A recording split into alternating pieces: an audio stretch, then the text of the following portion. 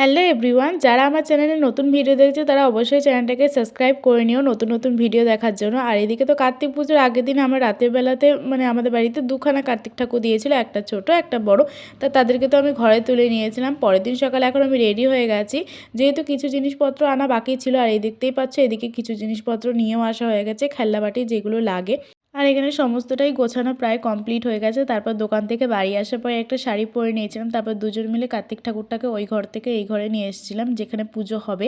তাই সেখানে দুজন মিলে ভালো করে বসিয়ে নিয়েছিলাম। বড় কার্তিককে তো আর কোলে নিতে পারিনি, যেহেতু একা আমি পারবো না, অনেকটাই ভারী ছিল। তাই ছোটো কার্তিককে একটু কোলে নিয়ে ছবি তুলেছিলাম। তারপর এদিকে তাদেরকে বসিয়ে দিয়ে ভালো করে মালা টালা পরিয়ে নিয়েছি। আর এইদিকে দেখতেই পাচ্ছ এখন আমি ফল প্রসাদগুলো কেটে নিয়েছি। আর এবছর পুজোটা কিন্তু সমস্ত দুজনে মিলেই দায়িত্ব নিয়ে আমরা করেছি। আর এবছর আমাদের প্রথম কার্তিক পুজো ছিল। আশা করছি পরের আগামী বছরগুলোতে আরও সুন্দরভাবে যেন আমরা এই পুজোটাকে করতে পারি।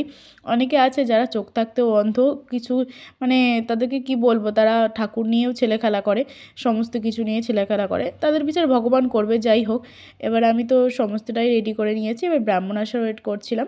তো দেখতেই পাচ্ছি এখন আমি অপেক্ষা করছি কখন ব্রাহ্মণ মাসে আসবে। তার কিছুক্ষণ পরে ব্রাহ্মণ মাসে চলে এসেছিলো, তারপরে তো পুজো আরম্ভ করে দিয়েছিল।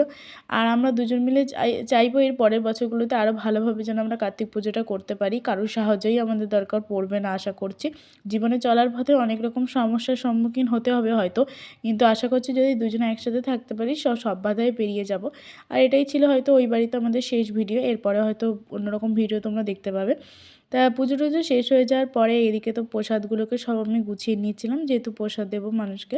আমি জানি যে মানুষ মানুষের উপর রাগ করে থাকতে পারে, কিন্তু ভগবানের প্রসাদের উপর কেউ রাগ করে থাকতে পারে সেটা একজনকে না দেখলে আমি জানতেই পারতাম না। যাই হোক, ওখান থেকে আমরা চলে গেছিলাম আমার দিদির বাড়িতে। দিদির বাড়িতে একটু বড় করে কার্তিক পুজো হয়েছিল। এবছর ওদের 3 বছরের পুজো ছিল, এবছর আবারও একটা কার্তিক ঠাকুর ফেলেছে।